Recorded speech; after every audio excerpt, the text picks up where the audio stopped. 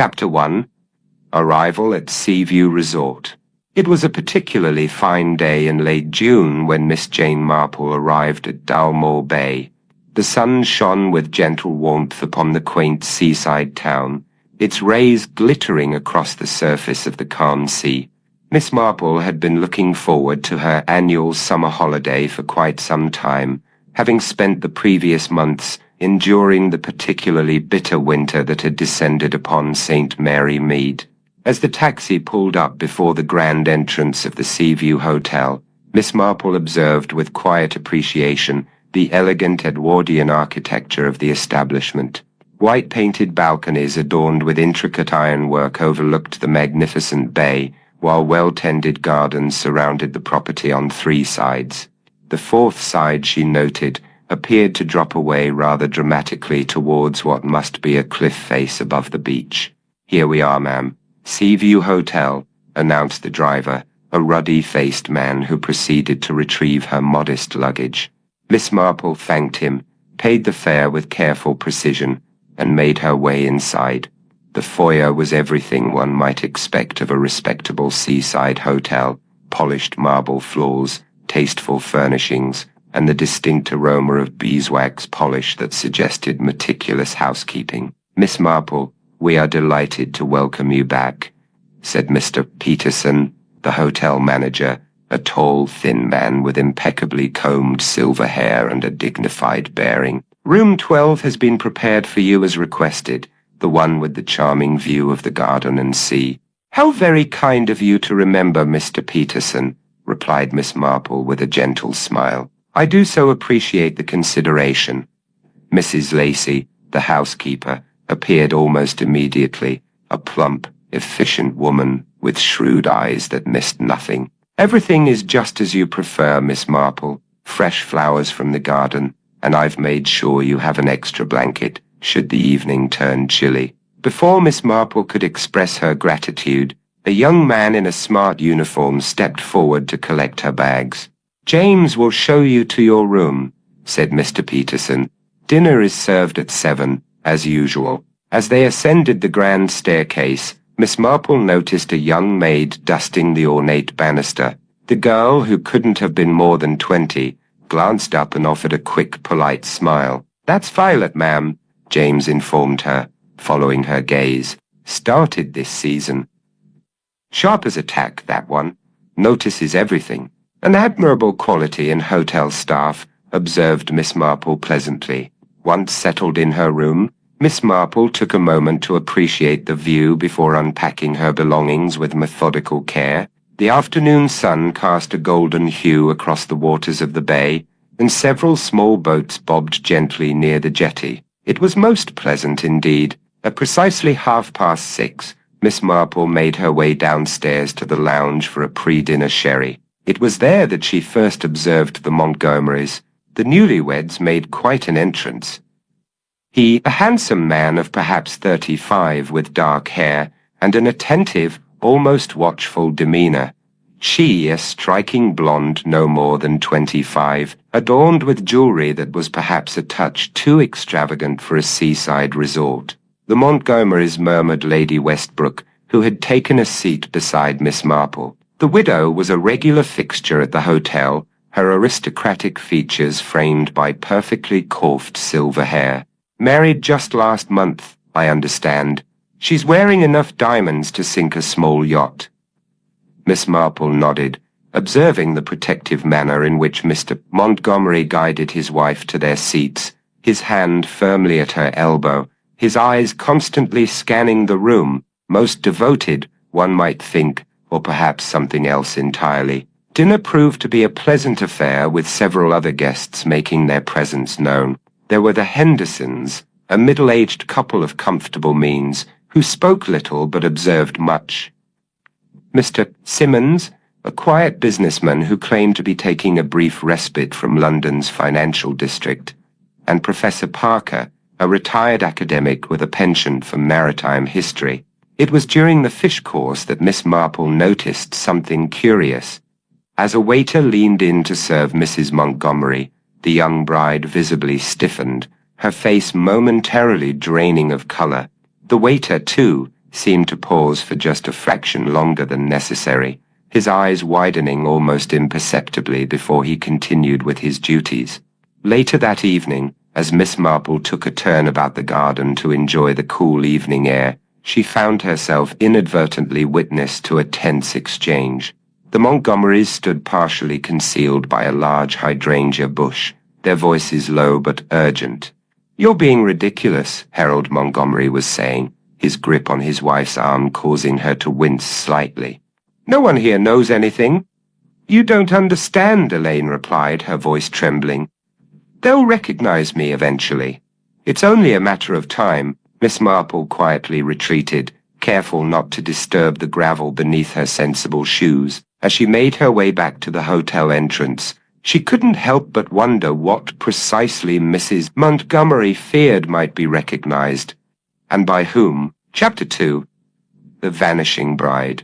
The following morning dawned with a peculiar mist, hovering over Dalmore Bay, shrouding the water in a gauzy veil that seemed to Miss Marple rather symbolic of the events that would soon unfold.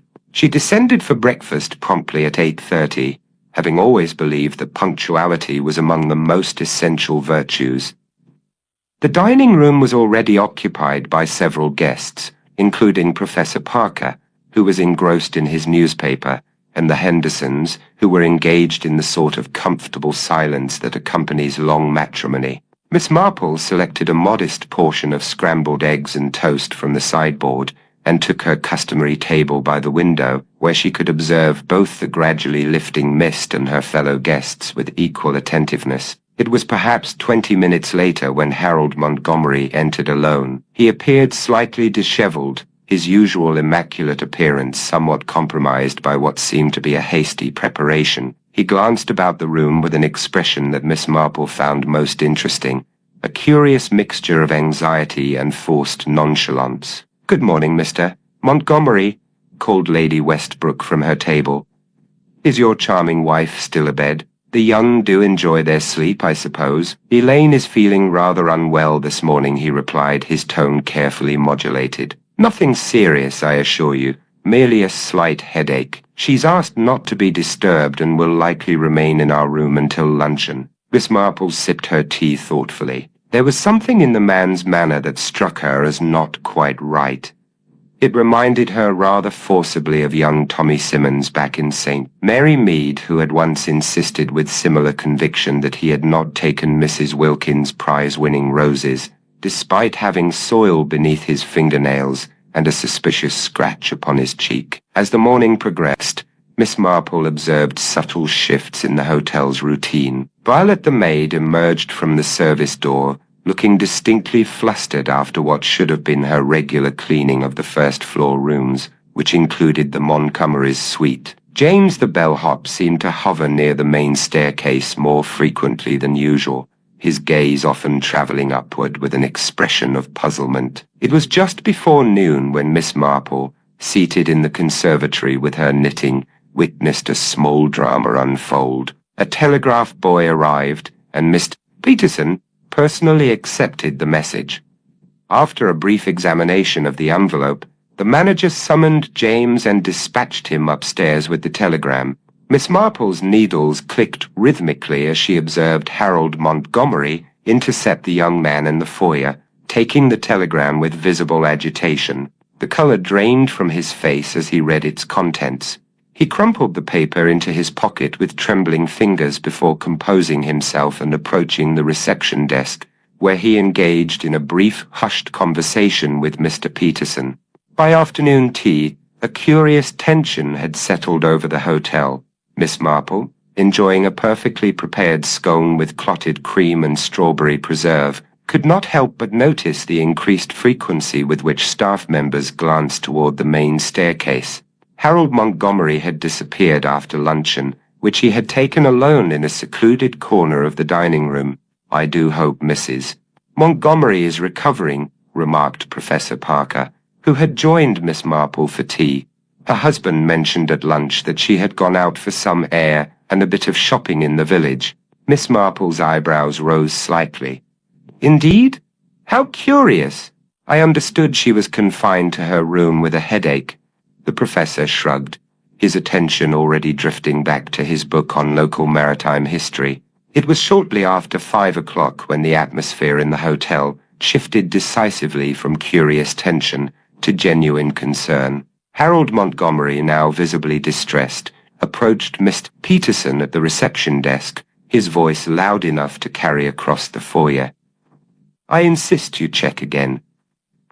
She cannot simply have vanished. My wife must be somewhere in the hotel or grounds." Mr. Peterson's response was too quiet to discern, but his professional composure appeared somewhat strained. Lacey was summoned, and a hurried conference ensued, resulting in several staff members being dispatched in various directions. By dinner time, Inspector Collins of the local constabulary had arrived, a solid, methodical man with a weathered face that suggested long exposure to Dalmore Bay's salt air and resident secrets in equal measure. He interviewed Harold Montgomery in the small writing room, their conversation shielded by closed doors but occasionally punctuated by raised voices. Miss Marple, making her way to dinner, passed Violet in the corridor. The young maid appeared troubled, twisting her apron between nervous fingers. "Is everything quite all right, Violet?" inquired Miss Marple, gently. "It's very strange, ma'am," the girl replied in a hushed tone. "I went to turn down the beds in the Montgomery's room, and all Mrs. Montgomery's things are still there, her brushes on the dressing table, her nightgown laid out, even her novel, with the bookmark still in place. But Mr. Montgomery says she went shopping hours ago, and her jewelry?" asked Miss Marple, almost conversationally. Violet's eyes widened. "That's just it, ma'am. The jewelry case is empty. I noticed because it was left open on the dressing table, which seemed odd. After dinner, which was a subdued affair with Harold Montgomery conspicuously absent, Miss Marple took a brief constitutional along the terrace. The mist had returned with the evening, wreathing the hotel in ghostly tendrils and reducing the moon to a diffuse glow. As she reached the far end of the terrace, which overlooked the path down to the beach, she observed Inspector Collins and James examining something on the ground with the aid of a powerful torch. "It's definitely hers," James was saying as Miss Marple approached. "I noticed Mrs. Montgomery wearing it at dinner last night.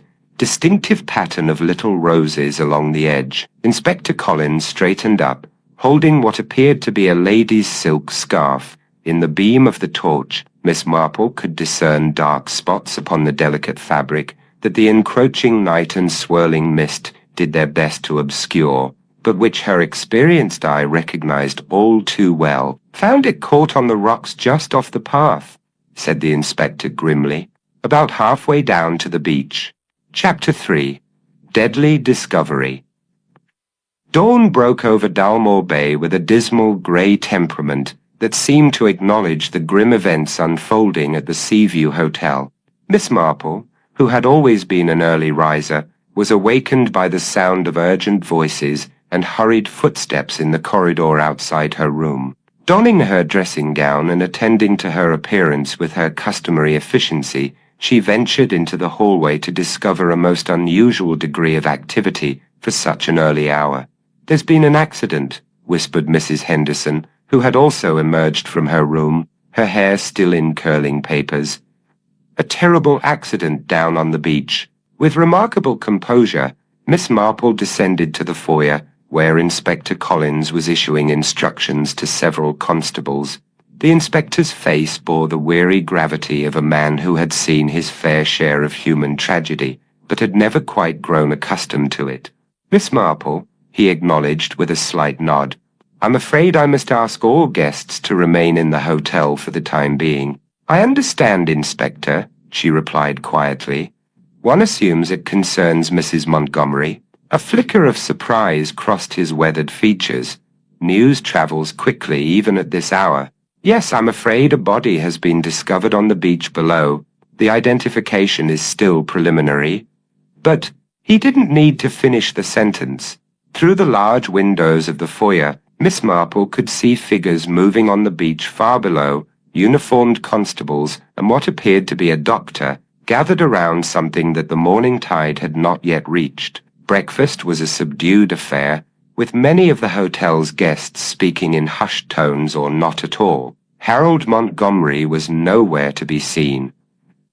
Mr. Peterson informed the assembled guests that he was resting under medical supervision, having been quite overcome upon receiving the news.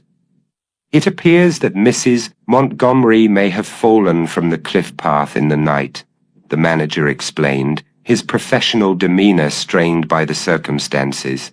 A most tragic accident. The police are, of course, conducting their inquiries, but I must ask for your patience and cooperation during this difficult time. Miss Marple quietly sipped her tea, her bright blue eyes taking in the reactions of her fellow guests. Lady Westbrook appeared genuinely shocked, her aristocratic features pale beneath her perfectly arranged silver hair. Professor Parker muttered something about the dangers of cliff paths in the darkness, while Mr. Simmons seemed unusually interested in his newspaper, though Miss Marple noted that he had been staring at the same page for quite some time. It was mid-morning when Inspector Collins requested a brief interview with each guest. Miss Marple, when her turn came, was shown into the small writing room that had been temporarily requisitioned for police use. "I understand you were among the last to see the deceased yesterday evening, Miss Marple," the inspector began, consulting his notebook. "I believe I observed Mr. and Mrs. Montgomery having a rather intense conversation in the garden," she confirmed. "Though saw might be somewhat misleading. It was more that I overheard them while taking my evening constitutional." As she recounted the exchange she had witnessed, Miss Marple added thoughtfully, "Inspector, if I may make an observation, when I viewed the remains from a distance this morning, I couldn't help but notice some discoloration around what appeared to be the neck area, rather distinct, and not what one would typically associate with injuries sustained in a fall." Inspector Collins regarded her with new interest. "You have a keen eye, madam. The doctor has indeed noted some unusual bruising that requires further examination."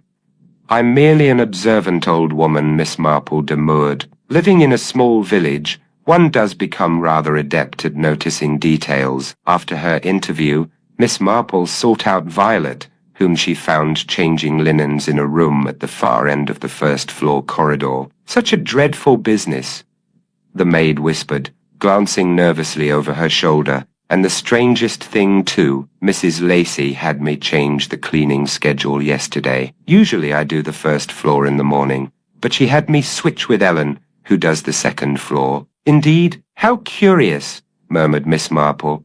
"And was this unusual?" "Never happened before," confirmed Violet. "And when I finally did get to the Montgomerys' room in the afternoon, it looked like someone had already been in. The bed was made differently than how I do it, and the bathroom towels had been changed, but not folded properly, according to hotel standards." This intriguing information was added to Miss Marple's mental catalogue of observations. She spent the remainder of the morning seated in the conservatory, ostensibly focused on her knitting, while actually observing the comings and goings of police officers, hotel staff, and guests. It was shortly after luncheon when James approached her, his youthful face troubled. "Miss Marple, may I speak with you for a moment?" he asked, taking the seat beside her. "Inspector Collins mentioned that you have some experience with unusual situations." "I have occasionally been of some small assistance to the authorities," she acknowledged modestly. James lowered his voice. "The thing is, when Mr. Peterson introduced the Montgomerys on their arrival, I had the strangest feeling that I'd met Mrs. Montgomery before. But when I mentioned it to her the next day, she denied it completely, said she'd never been to Dalmore Bay before, and certainly had never met me." "Had you met her before?" inquired Miss Marple gently. "That's just it. I couldn't place her at first, but this morning, when I heard what happened, it suddenly came to me. Last summer there was a young lady staying at the Clifftop Inn on the other side of the bay. She wasn't blonde then. She had dark hair, but I'm certain it was the same person. She was with a gentleman, but it wasn't Mr. Montgomery." Miss Marple thanked him for this information, her needles clicking thoughtfully as James returned to his duties. The afternoon saw her making a discreet examination of the hotel's guest register, and several photographs displayed in the foyer which commemorated various events held at the Seaview over the years. It was while studying a photograph of last year's summer dance, captured in the hotel's ballroom and prominently displayed near the reception desk, that Miss Marple made a discovery that caused her breath to catch. In the background, barely noticeable among the elegantly attired attendees, was a familiar face, not Elaine Montgomery's, but one that cast the entire situation in a new and disturbing light. "Most illuminating," she murmured to herself, checking her wristwatch against the clock in the foyer. The discrepancy she noted, a full 7 minutes combined with what she had just observed in the photograph, suddenly made the timeline of yesterday's events remarkably clear. As she turned away from the display, Miss Marple nearly collided with Inspector Collins, who was emerging from another interview. "Inspector," she said with quiet urgency, "I believe there may be some aspects of the timetable that require closer examination. The hotel clock, for instance, is 7 minutes fast." The inspector's expression suggested he failed to see the significance of this observation. 7 minutes, Miss Marple repeated meaningfully, during which quite a lot can happen, particularly if one has planned very carefully indeed. Chapter 4. Identities revealed. The following morning brought with it a persistent drizzle that shrouded the Seaview Hotel in a melancholy haze. Miss Marple, dressed in a sensible tweed suit, and armed with a sturdy umbrella, made her way into the village of Dalmore Bay with purposeful strides. The cobblestone streets glistened with moisture as she navigated her way to the small post office situated on the high street. The bell above the door tinkled pleasantly as she entered, and Miss Marple was greeted by the postmistress, a woman of approximately 50 with spectacles perched upon her nose and an expression that suggested she was the repository of every morsel of local knowledge. "Good morning," Miss Marple said pleasantly. "I wonder if you might assist me. I'm staying at the Seaview Hotel and expecting a rather important letter. I'm curious whether you recall any correspondence being delivered for a Mrs. Elaine Montgomery." The postmistress's eyes lit up with interest. "The lady who had the accident. Dreadful business, that. Can't say I recall anything specific for her, but her husband collected several items just yesterday morning. Seemed in quite a hurry, he did." "Indeed," murmured Miss Marple. "How interesting. And did he receive a telegram by any chance?" "As a matter of fact, he did," the postmistress confirmed, clearly delighted to be of assistance. "Came in just before noon. He was waiting for it, too. Called in twice that morning to inquire." Armed with this small but significant piece of information, Miss Marple thanked the postmistress and made her way back to the hotel. The drizzle had intensified into a more determined rainfall, and she was rather grateful to return to the warmth of the lobby. She found Lady Westbrook in the drawing-room, elegantly arranged upon a chaise longue with a novel that appeared to be more prop than reading material. The aristocratic widow greeted Miss Marple with evident relief at the prospect of conversation. "This dreadful affair has quite unsettled everyone," Lady Westbrook confided as Miss Marple took a seat beside her. "Poor Mr. Montgomery is prostrate with grief, I understand. Hardly surprising, of course." "Indeed," agreed Miss Marple. "I believe you mentioned that you were acquainted with Mrs. Montgomery's family?" "Well, not precisely acquainted," Lady Westbrook clarified, lowering her voice, although they were quite alone in the room. "But I knew of the Harringtons. That was her family name, you understand. Old money, very respectable. I attended a garden party at their estate in Surrey, perhaps 15 years ago. The daughter would have been just a child then, of course." "And did you find Mrs. Montgomery much as you would have expected, given her background?" inquired Miss Marple innocently. Lady Westbrook hesitated, her fingers toying with the pearls at her throat. "To be perfectly frank, I found something not quite right about the young woman. Nothing I could specify with any certainty, you understand, but there was something. Perhaps it was merely that these modern young women are so different from what we were accustomed to in my day." The conversation was interrupted by the arrival of Inspector Collins, who requested a moment of Lady Westbrook's time. Miss Marple excused herself and made her way to the conservatory, where she found Professor Parker examining a potted fern with scholarly interest. "Fascinating specimens they keep here," he remarked, as Miss Marple joined him. "This particular variety is quite sensitive to changes in routine, the slightest alteration in watering schedules, and they begin to wilt immediately, much like people," observed Miss Marple. "We are creatures of habit, and deviations from our established patterns often lead to unfortunate results." The professor regarded her curiously. "An interesting philosophy, Miss Marple. You've been quite absorbed in the recent tragedy, I notice." "One cannot help but be affected by such events," she replied, "though I must say I've been equally interested in the hotel's daily routines. For instance, I've observed that breakfast is served precisely at 8:30, and the staff begin their cleaning rounds at 9:45. "You're very observant," said the professor with a smile. "Most guests barely notice the staff at all. Oh, I've always found that the routines of a household, or in this case a hotel, reveal a great deal about its occupants. For instance, I couldn't help but notice that the chambermaids always work in pairs when cleaning the second floor, but individually on the first." This seemingly trivial observation provoked a thoughtful nod from the professor, who soon excused himself for his afternoon constitutional reign notwithstanding. Later that afternoon, Miss Marple was taking tea in the lounge when Inspector Collins approached her table. His weathered face bore the expression of a man who had made significant discoveries, but was not entirely pleased with their implications. "Miss Marple, might I have a word? In private, if you don't mind." They retired to a secluded corner of the writing room where the inspector spoke in hushed tones. "I've followed up on your suggestion regarding the identification of the deceased. The fingerprints don't match any in our records, but I took the liberty of contacting the London authorities with a description and photograph," prompted Miss Marple, stirring her tea with deliberate calm. "And it seems that a Miss Elaine Montgomery of Kensington was reported missing by her household staff approximately 2 weeks ago.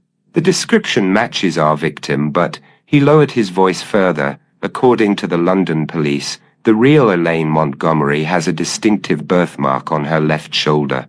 Our victim does not." "How very interesting," murmured Miss Marple.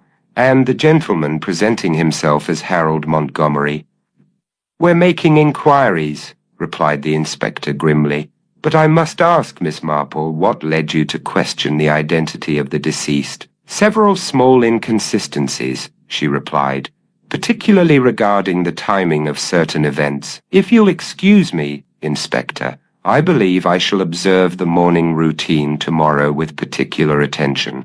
I find the early hours most illuminating." True to her word, Miss Marple positioned herself in the hotel foyer shortly after sunrise the next day, with her knitting as a plausible excuse for her presence. She observed the meticulous ballet of the hotel's morning preparations. Mr. Peterson inspecting the guest register, Mrs. Lacey distributing the day's duties to her staff, James polishing the brass fixtures with careful attention to detail. At precisely 7:30, Violet and another maid appeared with fresh flowers for the public rooms. As they arranged the blooms in various vases, Miss Marple engaged them in gentle conversation. "I must compliment you on the efficiency of the service here," she remarked, "though I couldn't help but notice that the tea tray delivered to the Montgomerys' room yesterday arrived at an unusually early hour." Violet paused, a puzzled expression crossing her face. "Tea tray, ma'am? I don't recall any tea tray being sent up to Mr. Montgomery's room yesterday." "How curious,"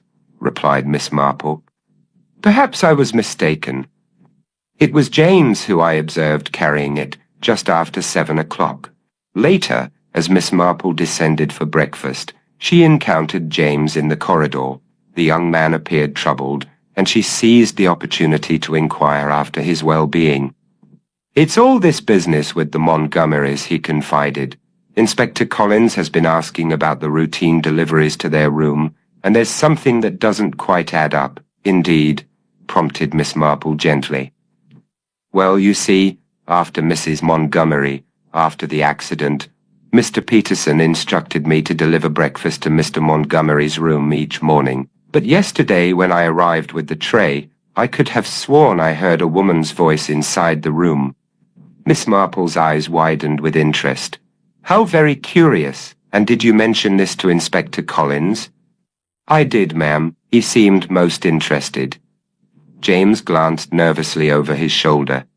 I should return to my duties. Peterson is rather particular about timekeeping.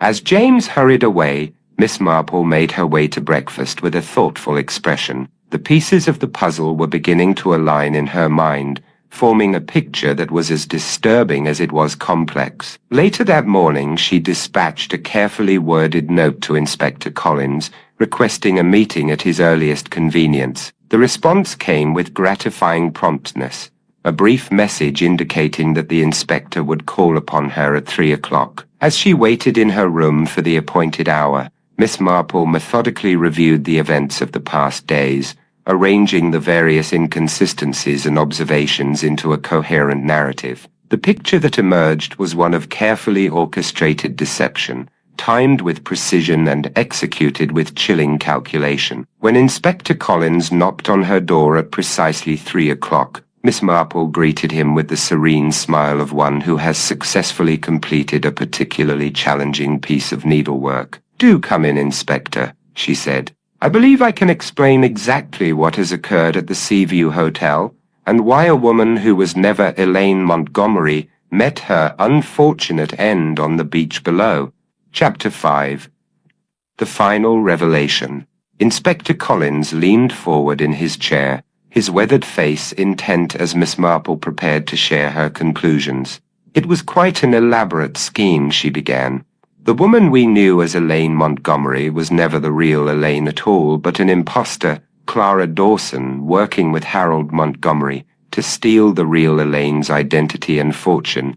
The real Elaine Montgomery was abducted in London 2 weeks ago, Miss Marple continued. Harold and Clara forced her to reveal banking details, then Clara assumed her identity while they established an alibi here at the Seaview. James was their accomplice, helping maintain the illusion that Elaine was still at the hotel after Clara changed her appearance to become a new guest. Inspector Collins frowned. But the body on the beach was the real Elaine Montgomery, brought here secretly and murdered. The hotel routines provided perfect cover for their switches. The telegram that so distressed Harold contained news that their scheme was discovered in London. As Miss Marple finished explaining, a commotion erupted in the corridor. Harold Montgomery, having overheard everything, attempted to flee but was swiftly apprehended by waiting constables. Later, Miss Marple explained to Violet how her observations in St. Mary Mead had trained her to notice the impersonation through subtle details of behavior. Our habits reveal our true selves, she concluded gently, something no impostor can ever fully disguise. As she packed for her return to St. Mary Mead, Miss Marple reflected that once again human nature had proven as predictable at a seaside hotel as in her quiet village.